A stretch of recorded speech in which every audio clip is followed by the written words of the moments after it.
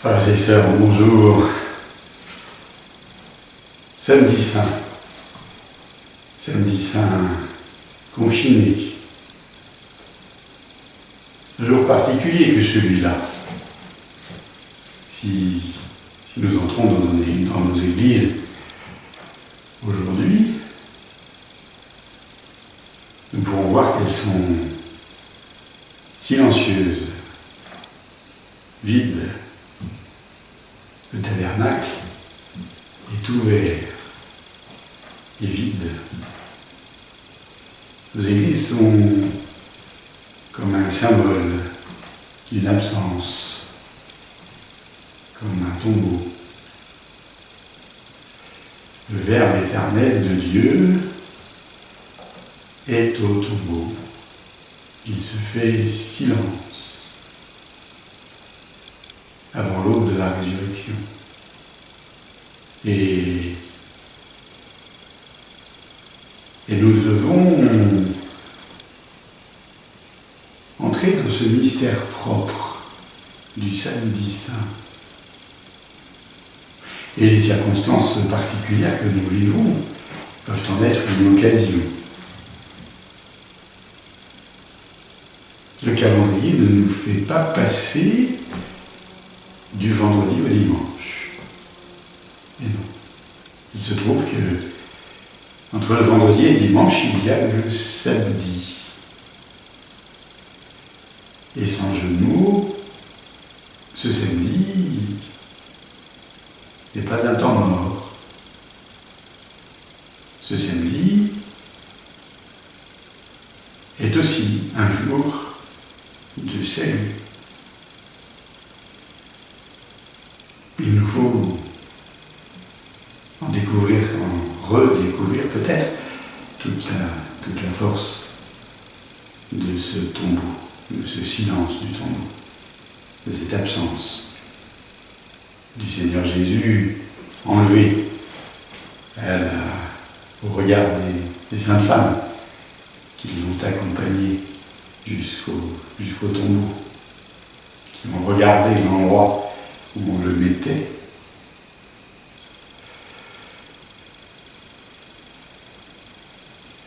Ce samedi nous est représenté par peut-être, nous avons dans nos mémoires ces icônes qui nous représentent le Christ arrachant de leur tombeau, Adam et Ève, la victoire du salut offerte à tous. Belles icônes qui nous disent le mystère, mais en son achèvement. Car le mystère du samedi saint pour le Christ, pour l'homme Jésus de Nazareth, le Fils de Dieu, est un mystère de passivité. Jésus est mort, vraiment mort. Il n'a pas fait semblant, il est au tombeau, dans la passivité de la mort. Et il nous faut éviter toutes sortes de représentations qui nous montreraient Jésus se promenant aux enfers, tels que peuvent nous le montrer la mythologie grecque. Non, Jésus est vraiment mort. Et il ne va pas se promener. Non. Notre credo nous dit, dans le symbole des apôtres, oui, que Jésus est descendu aux enfers. Qu'est-ce que c'est dire ? Oui, que Jésus a vraiment connu la mort, partagé notre mort, dans tout ce qu'elle représente, pour autant que nos mots peuvent en dire quelque chose. De l'obscurité, de l'absence de toute relation, de l'éloignement, de l'éloignement. On pourrait aller jusqu'à dire de l'éloignement de Dieu, puisqu'il est le Dieu des vivants et non des morts. Et Jésus connaît donc notre mort. Dans ce mystère du samedi saint. C'est on pourrait dire, c'est l'extension maximale de la kénose du Fils, de son incarnation, comme le dit si joliment et bellement, profondément, l'Épître aux Philippiens.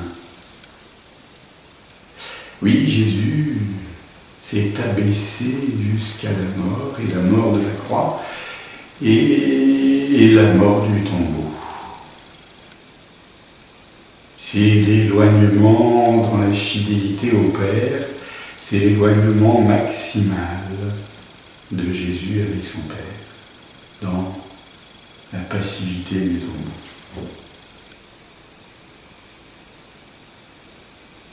Et cet éloignement, cette obéissance filiale qui n'est plus que abandon et passivité, est le lieu où se signera la victoire. Jésus est ressuscité d'entre les morts.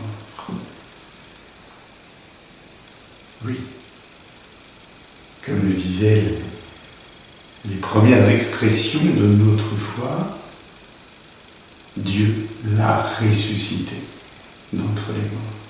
C'est l'œuvre du Père qui répond à l'amour manifesté jusqu'au bout par son Fils.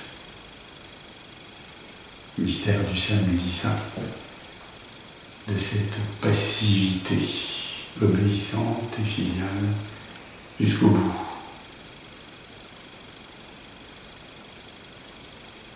Elle ne peut qu'être source pour nous d'une action de grâce aussi profonde que balbutiante, car les mots nous manquent pour dire cette filiation profonde du Fils de l'homme avec Dieu son Père. Et nous attendons l'aube de la résurrection, où éclatera la victoire du Fils.